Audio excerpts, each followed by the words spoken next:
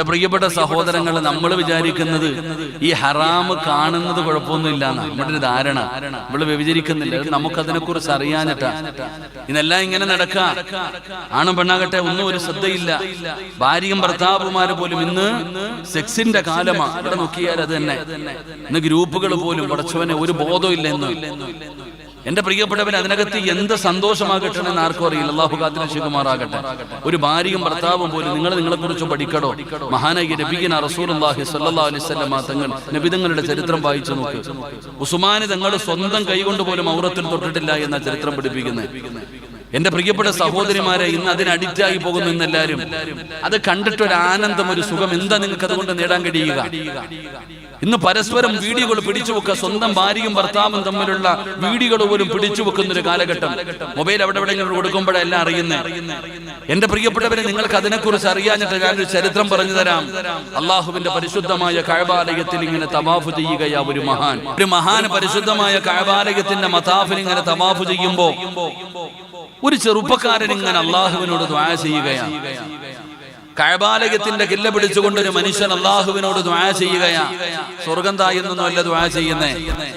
ഈ മനുഷ്യൻ അള്ളാഹുവിനോട് ദുആ ചെയ്യുന്ന, പടച്ചോനെ എന്റെ സഹോദരങ്ങളുടെ ഗതി എനിക്ക് വരുത്തല്ലേ അല്ലാഹ്. എന്താ ദുആ ചെയ്യണേ? അള്ളാഹുവിന്റെ പരിശുദ്ധമായ കഅബാലയത്തിന്റെ കില്ല പിടിച്ചുകൊണ്ട് ദുആ ചെയ്യുകയാണ്. അല്ലാഹുവേ, എന്റെ സഹോദരങ്ങളുടെ അവസ്ഥ എനിക്ക് വരുത്തല്ലേ അല്ലാ. എനിക്ക് ഈമാനുള്ള മരണം തരണേ അല്ലാ.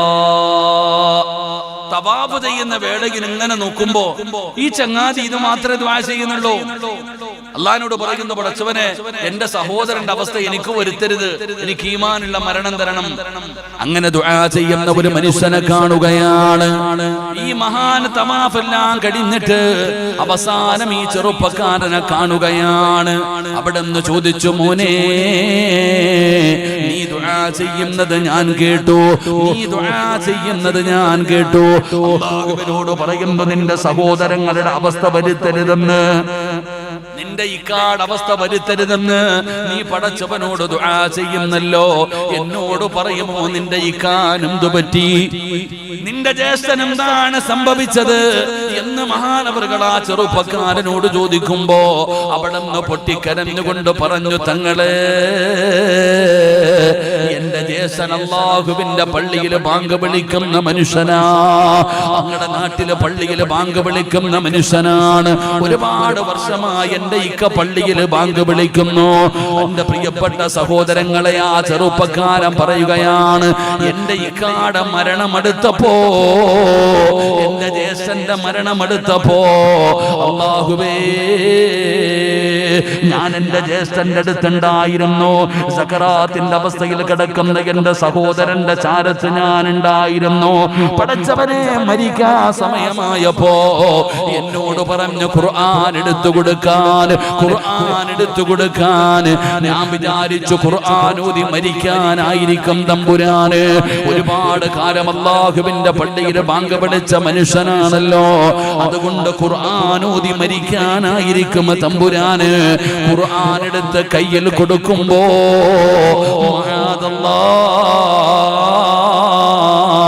അവിടുന്ന് ഖുർആൻ എടുത്തു വലിച്ചെറിയുകയാ. ആ ചെറുപ്പക്കാരൻ പറയുകയാണ്, എന്റെ ജ്യേഷ്ഠൻ മരിച്ചത് ഈമാനില്ലാതെയാ.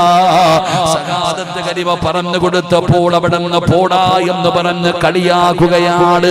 ഈമാനില്ലാതെയാണോ മരിച്ചുപോയത്, ഈമാനില്ലാതെയാണോ മരിച്ചുപോയത്. എന്താണെന്ന് എനിക്കറിയില്ല, എന്താണെന്ന് എനിക്കറിയില്ല. എന്റെ ജ്യേഷ്ഠൻ നല്ല ഒരു മനുഷ്യനായിരുന്നു, പക്ഷേ ഈ മരണത്തിന്റെ സമയം ഇങ്ങനെയായി പോയി. ഇതുകൊണ്ടാണ് ഞാൻ പടച്ചവനോട് ദുആ ചെയ്യുന്നതെന്ന് പറയുമ്പോ മഹാനവറുകൾ ചോദിച്ചു, മോനെ നിന്റെ ഇക്ക നിസ്കരിക്കുന്ന മനുഷ്യനായിരുന്നു, ഖുർആൻ ഓതുന്ന മനുഷ്യനായിരുന്നു. അവിടെ പറഞ്ഞു, നിസ്കരിക്കുന്നവനാ, ഖുർആൻ ഓതുന്നവനാ, സദഖ കൊടുക്കുന്നവനാ, ഒരുപാട് നല്ല കാര്യങ്ങൾ ചെയ്യുന്ന മനുഷ്യനായിരുന്നു. മഹാനവറുകൾ ചോദിക്കുകയാണ്, നിന്റെ സഹോദരന് എന്തെങ്കിലും ഒരു ദുശീലമുണ്ടായിരുന്നോ, മോശമായ എന്തെങ്കിലും ഒരു സ്വഭാവമുണ്ടായിരുന്നോ? ആ സമയത്ത് ആ ചെറുപ്പക്കാരൻ പറഞ്ഞു, തങ്ങളെ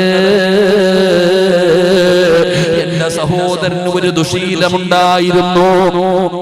എന്റെ ഇക്കാന് മോശമായ ഒരു സ്വഭാവമുണ്ടായിരുന്നു. എന്താണ് മോശമായ സ്വഭാവമെന്നറിയോ? അന്യ പെണ്ണുങ്ങളുടെ ഔറത്ത് കാണുമായിരുന്നു. അന്യ പെണ്ണുങ്ങളുടെ ഔറത്ത് കാണുന്നതൊരു ഹരമായിരുന്നു. അല്ലാഹുവേ, മഹാനവറുകൾ അവിടെ നിന്ന് പറയുകയാണ്, എങ്കിലും മോശമായ മരണത്തിന്റെ കാരണം അത് തന്നെയാ. ഔറത്ത് കാണുകയാ, മോശമായത് കാണുകയാ, ഹറാമ് കാണുകയാ. എന്റെ പ്രിയപ്പെട്ടവരെ, ആഖിബത്ത് പോലും മോശമായി പോകുന്ന ഒരു തെറ്റാടോ?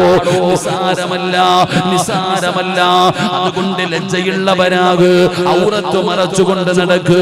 സംസാരത്തിനാകട്ടെ, വസ്ത്രധാരണയിലാകട്ടെ, അല്ലെങ്കിൽ നോട്ടത്തിനാകട്ടെ, പ്രവർത്തനങ്ങളിലാകട്ടെ, നമ്മൾ ലജ്ജയുള്ളവരാകണം. നമ്മൾ ലജ്ജയുള്ളവരാകണം. ലജ്ജ എന്ന് പറയുന്നത് ഈമാനിന്റെ ഭാഗമാണ്. ഈമാനുള്ളവർക്ക് ലജ്ജയുണ്ടാകോ, അല്ലാത്തവൻ അഴിച്ചുവിട്ടവനെ പോലെയാണ്. അതുകൊണ്ട് സയ്യിദുനാ ഉസ്മാൻ ഇബ്നു അഫ്ഫാൻ റളിയല്ലാഹു തആല അൻഹുവിന്റെ ഒന്നാമത്തെ പ്രത്യേകത എന്താ? വല്ലാത്ത ലജ്ജയായിരുന്നു. ലജ്ജ കണ്ടിട്ട് മലക്കുകൾ പോലും അവിടെ നിന്ന് അത്ഭുതപ്പെട്ടു എന്ന് നബി മുഹമ്മദ് മുസ്തഫ സല്ലല്ലാഹു അലൈഹി വസല്ലമ തങ്ങൾ പറയുമ്പോ, പടച്ചവനെ, രണ്ടാമത്തെ കാര്യം എന്തെന്നറിയോ?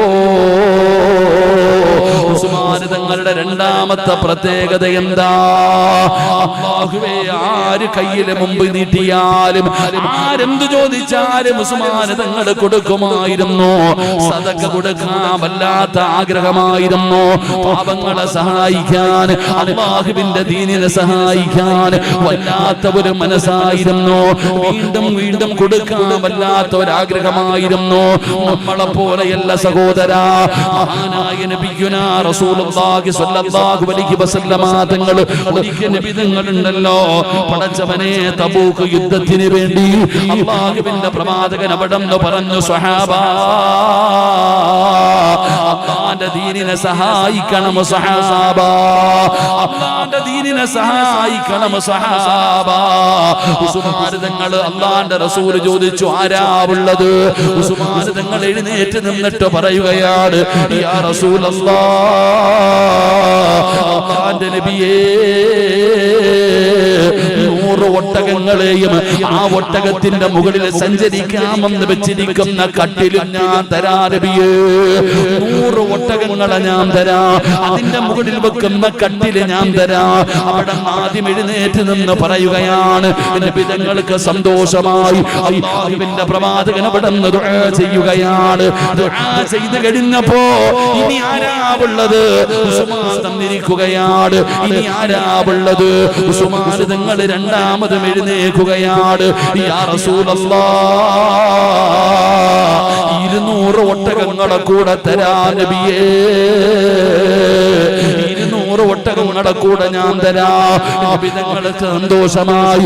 രണ്ടാമതും ദുആ ചെയ്യുകയാണ്. ഉസ്മാൻ തങ്ങൾ ദുആ ചെയ്തു കഴിഞ്ഞു. നബി തങ്ങൾ മൂന്നാമതും ചോദിച്ചു, ഇനി ആരെങ്കിലും ഉണ്ടോ? സയ്യിദുനാ ഉസ്മാൻ ഇബ്നു അഫ്ഫാൻ എഴുന്നേറ്റ് നിന്നിട്ട് പറയുന്നു, 300 ഒട്ടകങ്ങളെ ഞാൻ തരാ നബിയേ. ആദ്യം 100 കൊടുത്തു, പിന്നെ 200 കൊടുത്തു, പിന്നെ 300 കൊടുത്തു. സ്വഹാബത്ത് പറയുകയാണ്, നബി തങ്ങൾ ചോദിച്ചു കൊണ്ടിരുന്നെങ്കിൽ തന്റെ സമ്പാദ്യം തീരുന്നത് വരെ കൊടുക്കുമായിരുന്നു. നബി തങ്ങൾ ചോദ്യം നിർത്തിയടോ. അല്ലാഹുവിന്റെ റസൂൽ ചോദിക്കുന്നത് നിർത്തി. കാരണം സമ്പത്ത് തീരുന്നത് വരെ കൊടുക്കുമായിരുന്നു. ഉസ്മാൻ തങ്ങളുടെ സ്വഭാവമതാ, ഉസ്മാൻ തങ്ങളുടെ സ്വഭാവമതാ. മറ്റൊരു സമയത്ത് അല്ലാഹുവിന്റെ റസൂൽ അവിടെ നിന്ന് സ്വഹാബത്തിനോട് അവിടെ നിന്ന് ചോദിച്ചു, സ്വഹാബാ, അല്ലാഹുവിന്റെ അല്ലാഹുവിന്റെ ദീനിനെ സഹായിക്കണം സ്വഹാബ. സയ്യിദുനാ ഉസ്മാൻ ഇബ്നു അഫ്ഫാൻ റളിയല്ലാഹു തആല അൻഹു എഴുന്നേറ്റ് നിന്നിട്ട് പറയുകയാ, 950 കുതിരകളെ ഒട്ടകങ്ങളെ ഞാൻ തരാ നബിയേ. ഒന്നും രണ്ടുമല്ലടാ ചെറുപ്പക്കാരാ, 950 ഒട്ടകങ്ങളെ ഞാൻ തരാ, 50 കുതിരകളെ ഞാൻ തരാ, 10,000 സ്വർണ്ണ നാണയം ഞാൻ തരാ നബിയേ. 950 ഒട്ടകങ്ങള്, 50 കുതിരകള്, 10,000 സ്വർണ്ണ നാണയങ്ങള് ഞാൻ തരാമെന്ന് ഉസ്മാൻ തങ്ങൾ പറയുകയാണ്. മദീനത്ത് പോകുന്നവരാണല്ലോ, ഒരുപാട് തോട്ടങ്ങൾ കാണുമല്ലോ. നബി തങ്ങളുടെ കാലഘട്ടത്തില് പടച്ചവനെ റോമക്കിണറെന്ന് പറയുന്ന ഒരു കിണറുണ്ടായിരുന്നു. മുസ്ലിമീങ്ങളെ വെള്ളം കോരാൻ അനുവദിക്കത്തില്ല, മുസ്ലിമീങ്ങളെ വെള്ളം കോരാൻ പാടില്ല. ഒരു യഹൂദിയുടെ കയ്യിലിരിക്കുന്ന കിണറാണ്. നബി തങ്ങളുടെ മുമ്പിലെ സ്വഹാബത്ത് വന്നിട്ട് പറഞ്ഞു, യാ റസൂലല്ലാഹ്, വെള്ളം കോരാ സമ്മതിക്കുന്നില്ല നബിയേ. നബി തങ്ങളുടെ മുമ്പിൽ വന്ന് പരാതി പറഞ്ഞപ്പോ നബി തങ്ങൾ ചോദിച്ചു, ആരാ കിണർ വാങ്ങിത്തരുന്നത്? മുസ്ലിമീങ്ങൾക്ക് ആരാ കിണർ വാങ്ങുന്നത്? ഉസ്മാൻ തങ്ങൾ മിണ്ടാതെ ഇറങ്ങി പോവുകയാണ്. അല്ലാഹുവിന്റെ പ്രവാചകൻ പറഞ്ഞു, ആര് വാങ്ങിക്കൊടുക്കുന്നു അവൻ അല്ലാഹു നാളെ സ്വർഗ്ഗത്തിൽ ഒരു കിണർ കൊടുക്കുമെന്ന് പറയുമ്പോ ഉസ്മാൻ തങ്ങൾ യഹൂദിയുടെ വീട്ടിലേക്ക് കടന്നു ചെന്നു. എന്നിട്ട് ചോദിച്ചു, ഈ കിണർ വിൽക്കുന്നുണ്ടോ? ഞാൻ വാങ്ങാൻ തയ്യാറാണ്. ഇത് മുസ്ലിമീങ്ങൾക്ക് വെള്ളം കോരാൻ കൊടുക്കണം, ഈ കിണർ കൊടുക്കുന്നു എന്ന് ചോദിച്ചപ്പോ യഹൂദിയായ മനുഷ്യനെ തമാശയ്ക്ക് പറഞ്ഞു, 35,000 വെള്ളി നാണയം തന്നാ ഞാൻ തരാ. അത്രയും വിലയൊന്നുമില്ല, അത്രയും വിലയൊന്നുമില്ല. ഏ ഉസ്മാനേ, 35,000 വെള്ളി നാണയം തന്നാ ഞാനിത് തരാ. ആ മനുഷ്യൻ ചുമ്മാതെ പറഞ്ഞതാ. ഉസ്മാൻ തങ്ങൾ പറഞ്ഞു, ഞാൻ തരാ. 35,000 വെള്ളി നാണയം ആ മനുഷ്യന്റെ കയ്യിൽ കൊടുത്തിട്ട് ഉസ്മാൻ തങ്ങൾ കെട്ടിപ്പിടിക്കുകയാ. എനിക്ക് സ്വർഗത്തിൽ ഒരു കിണർ കിട്ടിയല്ലോ, നീ അതിന് കാരണമായല്ലോ. 35,000 വെള്ളി നാണയം എണ്ണിക്കൊടുത്തിട്ട് ഇലാ ഹദറത്തി അല്ലാഹുവിന്റെ പ്രവാചകന്റെ ചാരത്തേക്ക് കടന്നു ചെന്നിട്ട്, യാ റസൂലല്ലാഹ്, ആ കിണർ ഞാനങ്ങ് തരുന്നു നബിയേ. ആർക്ക് വേണമെങ്കിലും വെള്ളം കോരാ നബിയേ, ആർക്ക് വേണമെങ്കിലും വെള്ളം കോരാ നബിയേ. അവിടുന്ന് ഹദിയ കൊടുക്കുകയാണ്. ഇതാണല്ലോ ഉസ്മാൻ തങ്ങള്, ഇതാണല്ലോ ഉസ്മാൻ തങ്ങള്. പഠിച്ചവനെ, ഈ ഒരു ഗുണം നമ്മളിൽ പലർക്കും ഇല്ലാതെ പോകുന്നടോ. ഒരു വട്ടം കൊടുത്തവൻ പിന്നെ കൊടുക്കാറില്ല. ഞാൻ തന്നതല്ലേ, ഞാൻ സഹായിച്ചതല്ലേ. ഏതെങ്കിലും ഒരു അത്യാവശ്യ കാര്യവുമായി നമ്മുടെ സദക്കയുമായി ബന്ധപ്പെട്ട് കടന്നു ചെന്ന പറയാൻ ഒരുപാട് സങ്കടങ്ങളാ. ചോദിച്ചപ്പോ 950 ഒട്ടകങ്ങൾ, 50 കുതിരകൾ, എന്റെ പ്രിയപ്പെട്ടവരെ 10,000 സ്വർണ്ണ നാണയം ചോദിക്കുന്നതിനനുസരിച്ച് ഇങ്ങനെ കൊടുക്കാം. നമ്മൾ പള്ളിക്ക് വെച്ചാൽ പറയും, കഴിഞ്ഞ പ്രാവശ്യം ഞാൻ തന്നതല്ലേ, ഇനിയില്ല. സത്യം പറഞ്ഞാൽ ഏറ്റവും വലിയ സങ്കടം പിരിവിന് പോകല. ഏറ്റവും എന്നെ പിരിവിന് വിളിച്ചാൽ ഞാൻ പോകാറില്ല, എന്നെ പിരിവിന് വിളിച്ചാൽ ഞാൻ പോകാറില്ല. കാരണം പിരിവിന് പോകുന്നുണ്ടെങ്കിൽ കുറച്ച് പൈസ പോക്കറ്റിൽ ഇട്ടുകൊണ്ട് പോകണം. കാരണം എന്തേ, ഏത് കൊട്ടാരമുള്ള കോടികൾ ചെലവഴിച്ച് പണിത് വീട്ടിൽ ചെന്നാലും ഓൻ അങ്ങോട്ട് സങ്കടം പറയാൻ തുടങ്ങും. പടച്ചവനെ പഴയതുപോലെയല്ല, ബുദ്ധിമുട്ടാ, പ്രയാസം, അങ്ങോട്ട് കൊടുക്കേണ്ട അവസ്ഥയെ അള്ളാഹു കാത്തിരക്ഷിക്കുമാറാകട്ടെ. എടാ, ഏത് പണക്കാരന്റെ വീട്ടിൽ പോയാലും, എടാ നിനക്കൊണ്ടോ ഇല്ലയോ എന്ന് ഞാൻ ചോദിച്ചോ? എടാ, പള്ളിക്ക് ഇത്തിരി വേണം താ, സ്ഥാപനത്തിന് ഇത്തിരി വേണം, പാവങ്ങളെ സഹായിക്കാൻ ഉള്ളത് താ. ഇവൻ അങ്ങോട്ട് ഇരുന്നിട്ട് പറയും, ഇപ്പൊ ആകെ അവിടെ അങ്ങനെ കിടക്കുന്നു, ഇവിടെ ഇങ്ങനെ കിടക്കുന്നു, പഴയതുപോലെ ബിസിനസ് ഇല്ല, അങ്ങനെ ഇങ്ങനെ മറ്റേതാ മറിച്ചതാ. എന്നാ പോട്ടെ, വന്നതല്ലേ ഒരു 5,000. സുബ്ഹാനല്ലാഹ്, എന്തിനാ ഞങ്ങൾ ഇങ്ങനെ? അള്ളാഹു അങ്ങനെയുള്ള ദാരിദ്ര്യം മാറ്റി കൊടുക്കുമാറാകട്ടെ. അവന്റെ സങ്കടം അങ്ങനെ പറയാൻ പാടില്ലല്ലോ. നമ്മൾ എന്തിനാ നമ്മുടെ കാര്യങ്ങൾ മറ്റുള്ളവരോട് പറയുന്നത്? എന്താ നമ്മുടെ ദാരിദ്ര്യവും നമ്മുടെ പ്രയാസവും മറ്റുള്ളവരുടെ അടുത്ത് പറഞ്ഞിട്ട് കിട്ടാനാ? നിന്റെ കയ്യിൽ ഉണ്ടെങ്കിൽ കൊടുക്കുക, ഇല്ലെങ്കിൽ ഇല്ല, അത്ര തന്നെ. അള്ളാഹു നമുക്ക് ഈമാൻ തരുമാറാകട്ടെ. അള്ളാഹ് ഈമാൻ തരുമാറാകട്ടെ. അള്ളാഹ് ഈമാൻ തരുമാറാകട്ടെ. ഇവൻ ഈ സങ്കടമെല്ലാം പറയും.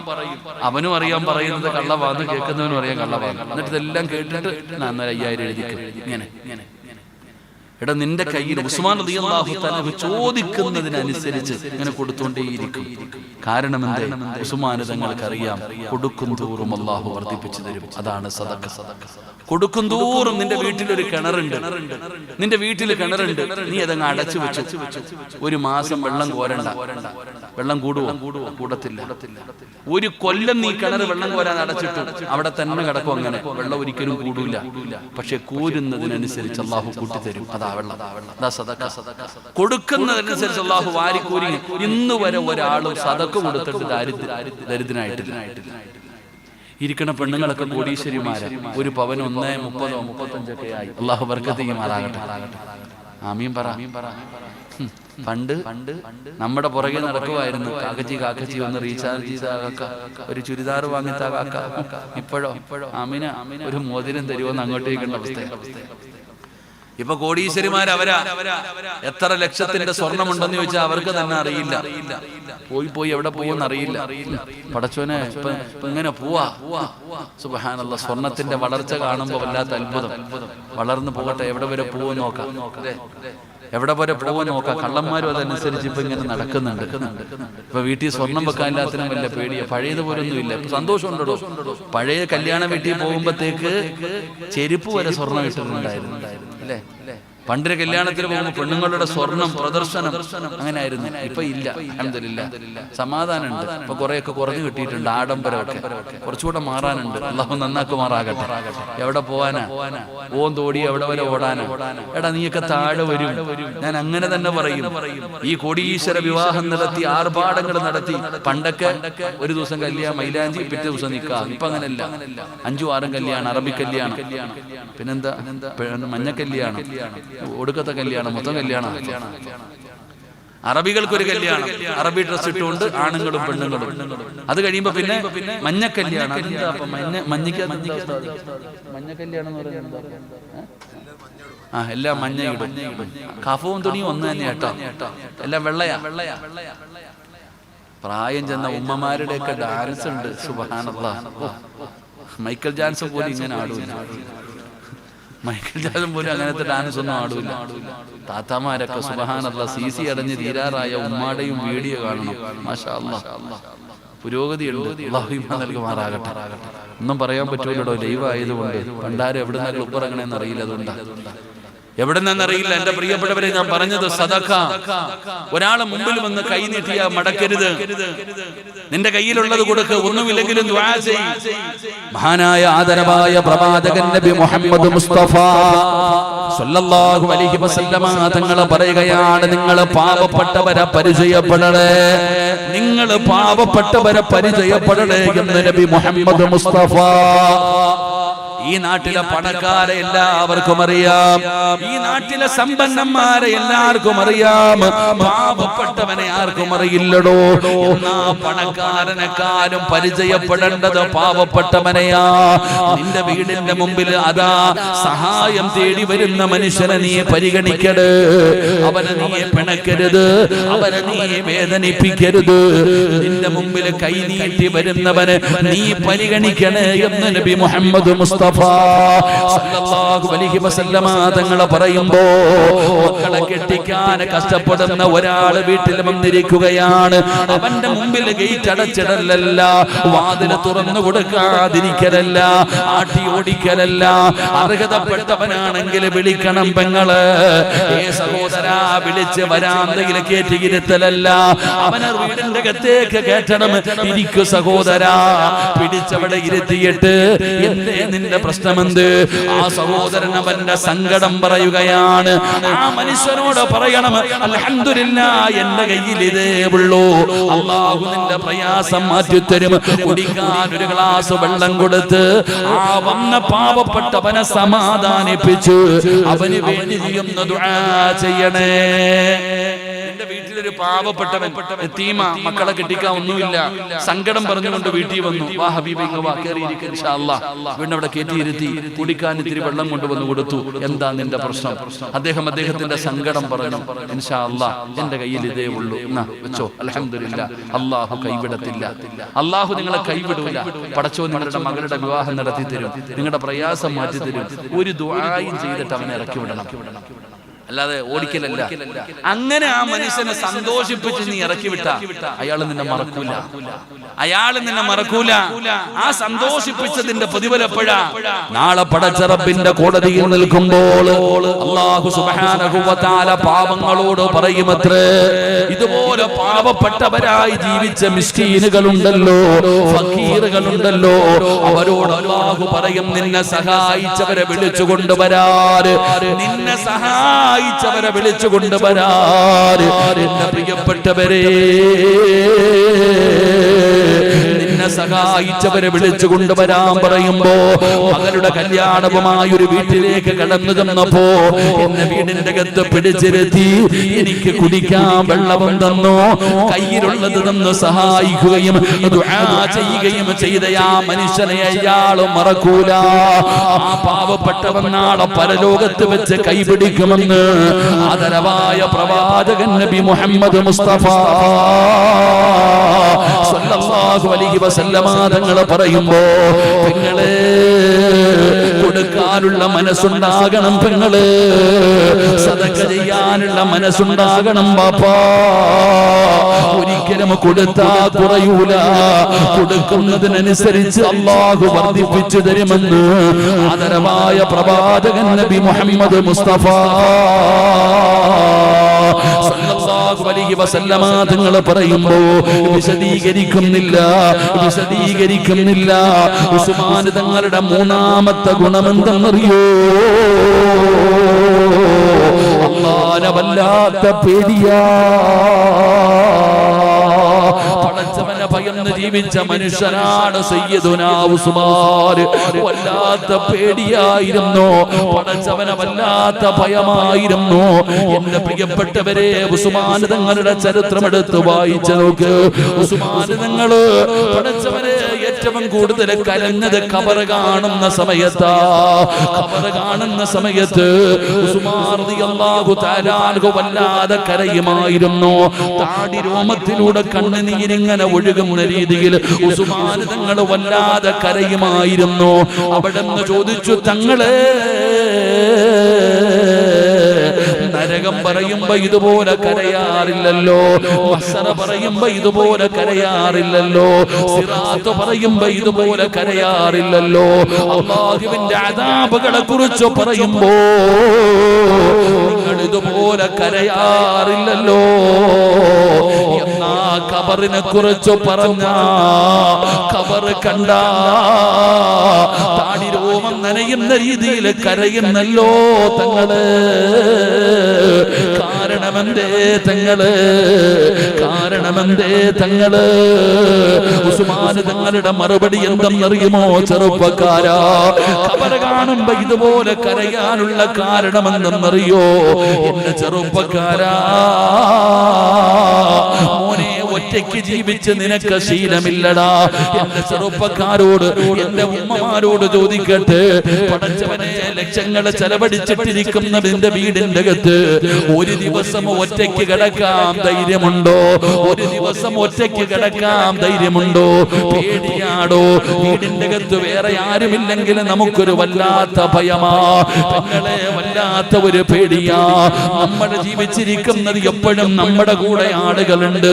സിറാജിന്റെ വാപ്പയുണ്ട്, സിറാജിന്റെ ഉമ്മയുണ്ട്, സിറാജിന്റെ കൂടപ്പുറപ്പുണ്ട്, സിറാജിന്റെ ഭാര്യയുണ്ട്, സിറാജിന് മക്കളുണ്ട്, കൂട്ടുകാരുണ്ട്, കുടുംബക്കാരുണ്ട്, നാട്ടുകാരുണ്ട്.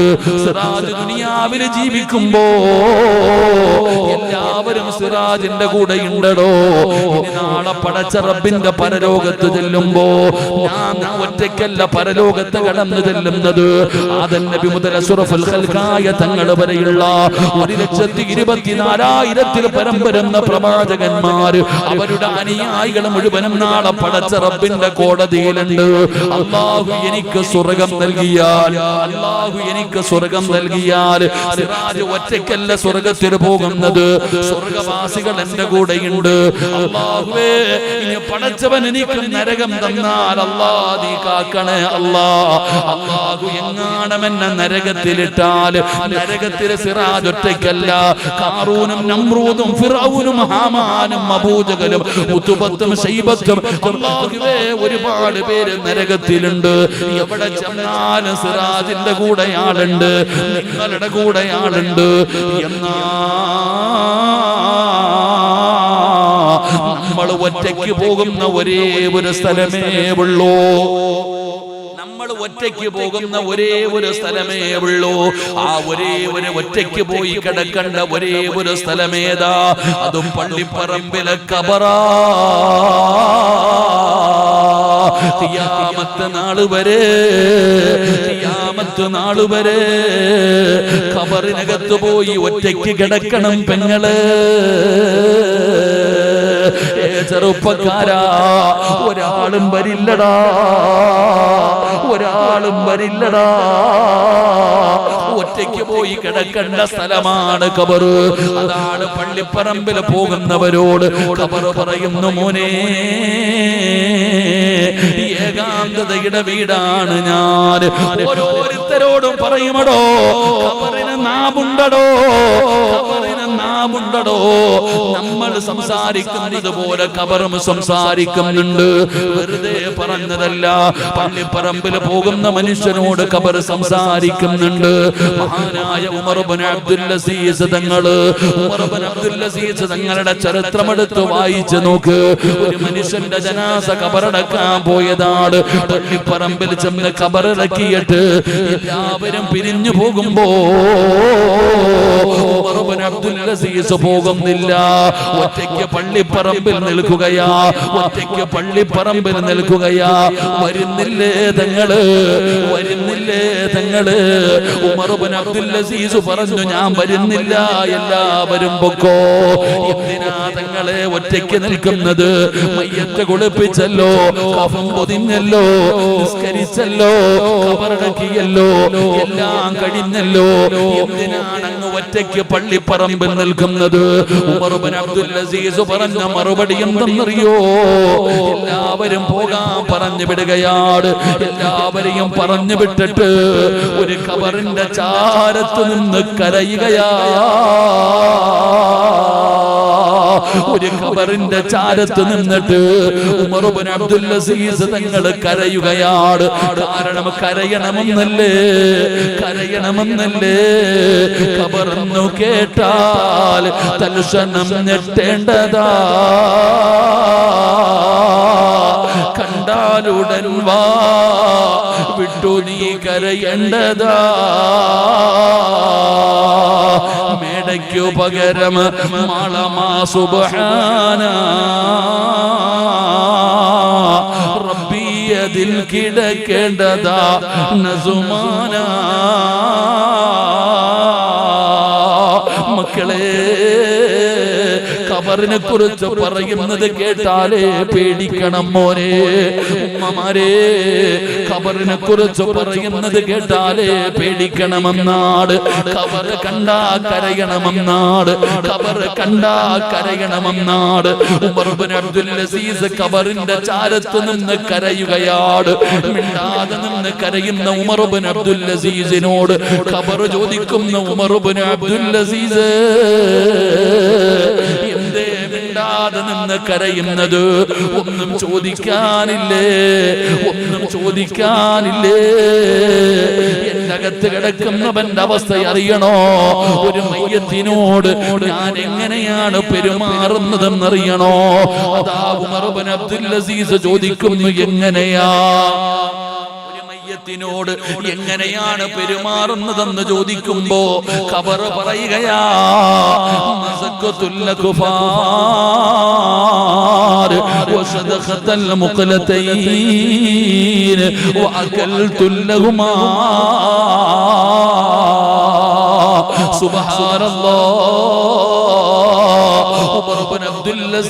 പിടഞ്ഞു വീഴുകയാ.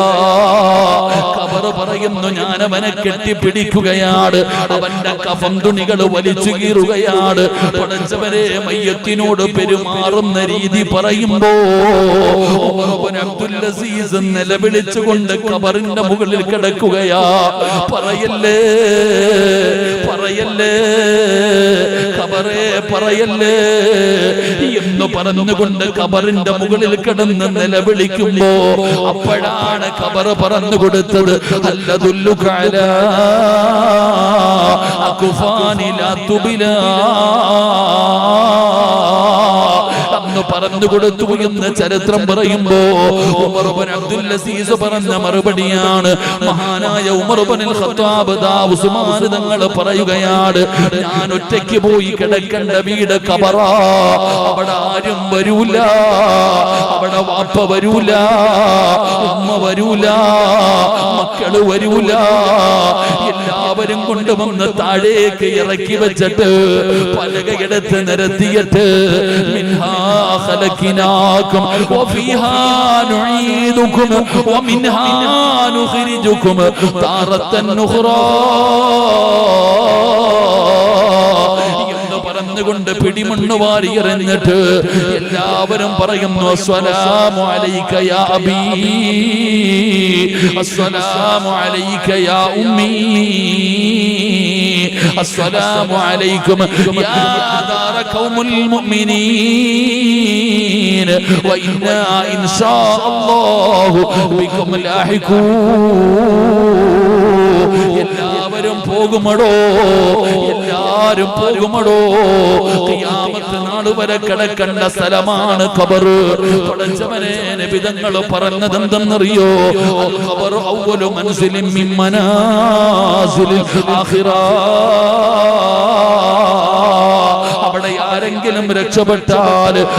ആരെങ്കിലും രക്ഷപ്പെട്ടാൽ ബാക്കിയുള്ള സ്ഥലങ്ങൾ മുഴുവനും രക്ഷപ്പെടുകയാണ് അവിടെ ആരെങ്കിലും പരാജയപ്പെട്ടാൽ ബാക്കിയുള്ള സ്ഥലങ്ങൾ മുഴുവനും പരാജയപ്പെടുമെന്ന് മുത്തുനബി അവിടെ പറഞ്ഞു എന്ന് ചരിത്രം പറയുമ്പോ നിങ്ങളെ ഓർക്കണേ മോള് ഖബറിൽ പോകേണ്ടവളാണെന്നുള്ള ചിന്ത വരട് ആഘോഷങ്ങളും അടിച്ചുപൊളികളും സന്തോഷങ്ങളും ഇന്ന് വിവാഹ പന്തലിൽ കാണിക്കുന്ന പേകൂത്തുകൾ എല്ലാം കഴിഞ്ഞ് അവസാനം വീട്ടിൽ വന്നിട്ട് പുതിയ ആപ്പിളയും പുതിയ പെണ്ണിനെയും പടച്ചവനെ കോലം കെട്ടിച്ചിട്ട് ഇന്ന് വിവാഹ വീടുകളിൽ വൃത്തികെട്ട പാട്ടുകളിട്ട് ആസ്വദിക്കുമ്പോ അതിനനുസരിച്ച് നിങ്ങൾ എല്ലാവരും കൂട്ടുനിൽക്കുമ്പോ പെങ്ങളെ അല്ലാഹുവിന്റെ റസൂലിന്റെ കരളിന്റെ കഷ്ടമായ മഹദിയായ ഫാത്തിമ ബീബി റളിയല്ലാഹു തആല അൻഹ പടച്ചവനെ കല്യാണം കഴിഞ്ഞ് അലിയാർ തങ്ങളുടെ ബെഡ്റൂമിന്റെ അകത്ത് കയറി പടച്ചവരെ ഫാത്തിമ മണിയറയ്ക്കകത്തിരിക്കുമ്പോ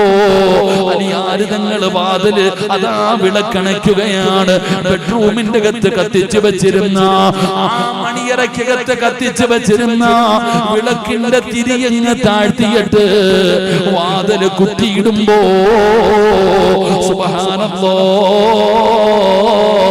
സുബ്ഹാനല്ലാഹ് മണിയറയ്ക്കകത്തൊരു കരച്ചൽ കേൾക്കുകയാ ൊരു കരച്ചൽ കേൾക്കുകയാ അലിയാര് തങ്ങൾ ആരാ റബ്ബേ കരയുന്നത് ചെന്ന് നോക്കുമ്പോ മണവാട്ടിയായ ഫാത്തിമ ഇരുന്ന് കരയുകയാ അലിയാര് തങ്ങൾ ചോദിച്ചു ഫാത്തിമ എന്നെ ഇഷ്ടമായില്ലേ ഫാത്തിമ ഞാൻ പാവപ്പെട്ടവനാ ഫാത്തിമ നിനക്ക് ഇഷ്ടമില്ലാഞ്ഞിട്ടാണോ കരയുന്നത് ഫാത്തിമ പറഞ്ഞു അലിയേ നിങ്ങളെ എനിക്ക് വല്ലാത്ത ഇഷ്ടമാ പിന്നെ എന്തിനാ നീ ഇവിടെ ഇരുന്ന് കരയുന്നത് ഇന്ന് നമ്മുടെ മണിയറയല്ലേ ഇന്ന് നമ്മുടെ അതിരാത്രിയല്ലേ നമ്മുടെ സ്വപ്നങ്ങൾ പൂവണിയുന്ന രാത്രിയാ ഫാത്തിമ കരയല്ലേ ഫാത്തിമ ഇത് നമ്മുടെ മണിയറയാണ് ഫാത്തിമ അല്ലാഹുവിന്റെ റസൂലിന്റെ പൊന്നാര മകളായ ഫാത്തിമയോട് അലിയാര് തങ്ങൾ പറയുമ്പോ ഫാത്തിമ പറഞ്ഞു അലിയേ മണിയറ ഇവിടെയല്ല എവിടെയാണ് മണിയറയെന്നറിയോ 3 കഷ്ടം വെള്ള തുണിയിൽ പൊതിഞ്ഞിട്ട് ഈ ഫാത്തിമാനെ കൊണ്ടുപോയി ഖബറിൽ ഇറക്കി വെച്ചിട്ട് എല്ലാവരും മണ്ണിട്ട് മൂടിയിട്ട് പോകുന്ന രാത്രിയുണ്ടല്ലോ മലക്കുകൾ വന്നിട്ട് പറയണം ലം കനൗമത്തിൽ ഫിർദൗസ്. പുതിയ പെണ്ണ് കിടന്നതുപോലെ ഉറങ്ങിക്കോ, പുതിയ പട കിടന്നുറങ്ങുന്നത് പോലെ കിടന്നുറങ്ങിക്കോ. ആ മണിയറയ്ക്കകത്താണ്, ഇവിടെയല്ല മണിയറ, ആ ഖബറിനകത്താണ് മണിയറ ഒരുക്കേണ്ടത്. ആ ഖബറിനകത്താണ് മണിയറ ഒരുക്കേണ്ടത്. ആ പടച്ചവനെ ഫാത്തിമ കരഞ്ഞത് എന്തിനാണെന്നറിയോ? അലിയാരിതങ്ങൾ വിളക്കണച്ചപ്പോ റൂമിന്റെ അകത്ത് വല്ലാത്ത ഇരുട്ട് വന്നു. പെങ്ങള് ഇരുട്ട് കണ്ടപ്പോ ഫാത്തിമ പറയുകയാ, എനിക്ക് ഖബർ ഓർമ്മ വന്നു അലിയേ. അതിനകത്ത് വല്ലാത്ത ഇരുട്ടല്ലേ അലിയേ, അതിനകത്ത് ഒറ്റയ്ക്കല്ലേ അലിയേ, എനിക്ക് ഖബറിന്റെ ഇരുട്ട് ഓർമ്മ വന്നു. ഈ മണിയറയ്ക്കകത്ത് കത്തിച്ചു വെച്ചിരുന്ന വിളക്കണച്ചപ്പോ എനിക്ക് ഖബറാണ് ഓർമ്മ വന്നെന്ന് മഹദിയായ ഫാത്തിമ ബീവി പറയുമ്പോ എന്റെ പെങ്ങന്മാര് ചിന്തിക്കണം, ആ ഫാത്തിമ കിടക്കുന്ന സ്വർഗമാ നീയൊക്കെ കൊതിക്കുന്നത്. ആ ഫാത്തിമയുടെ പുറകിൽ നിന്നാണ് സ്വർഗത്തിൽ പോകേണ്ടത്. അതുകൊണ്ട് എന്റെ പ്രിയപ്പെട്ടവരോട് പറയുകയാ, അല്ലാഹുവിനെ ഭയന്ന് ജീവിച്ചോ.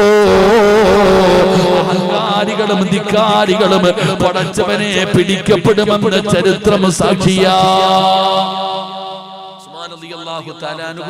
നരകം പറയുമ്പോ കരയും. ആ കരച്ചിലിനേക്കാളും കൂടുതൽ കരയുന്നത് ഖബറ് കാണുമ്പോഴാ. താടി കൂടെ കണ്ണുനീര് പോകും. എല്ലാരും ചോദിച്ചു, എന്തിനാ തങ്ങളെ ഇങ്ങനെ കരയണേ? നിങ്ങൾ നരകം പറയുമ്പോ പോലും ഇത്രയും കരയില്ലല്ലോ. മോനെ, ജീവിതത്തിൽ ഒറ്റയ്ക്ക് പോയി കിടക്കുന്ന ഒരേ ഒരു സ്ഥലമേ ഉള്ളൂ, അത് ഖബറ. ആരും വരില്ല. സ്വർഗത്തിലാണെങ്കിലും നരകത്തിലാണെങ്കിലും മഹ്ശറയിലാണെങ്കിലും ദുനിയാവിലാണെങ്കിലും ആരെങ്കിലൊക്കെ കൂടെ ഉണ്ടാകും. ഖബറിനകത്ത് അവൻ ഒറ്റയ്ക്ക് പോയി കിടക്കണം. അല്ലാഹു ആ ഖബർ സ്വർഗമാക്കി തരുമാറാകട്ടെ.